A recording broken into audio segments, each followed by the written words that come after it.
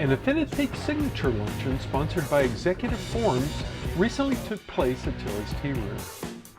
These area business leaders learned more about each other as they discussed their passions and the common mistakes made by leaders today. Here are a few video highlights.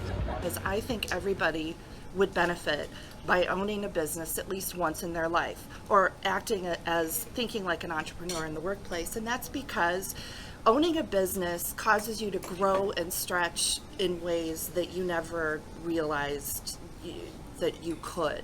I get to learn something about what that person is going through, what that person is trying to accomplish, and whether I'm working with a team member or leading a team member.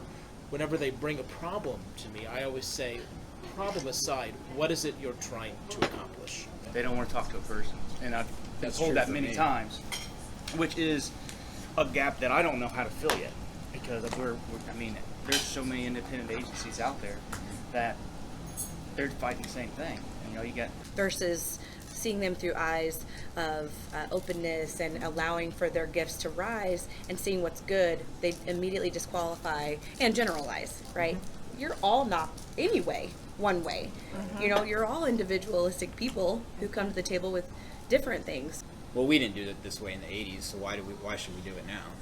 I hate that answer. Yeah. That is not a valid answer to me. If that's something you don't think will benefit the organization, that's fine.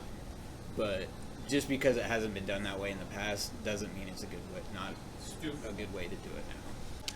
But I think there's also a humbleness, You have to realize you don't know very much at all as an individual compared to 9 other people, and you add their brains into the bit, you don't like 1/9 of what the story is. When I throw my brokenness over the wall and say it's your fault because you're young, or it's your fault because you're old, or it's your fault because you're a woman, or your fault because you're something other than me, what we're missing is the fact is that we're not self-aware about ourselves. And I think a leader that lacks self-awareness is a leader that can't grow, a leader that can't lead. Not just leaders, but I think a lot of people struggle when doing the right thing comes at a cost.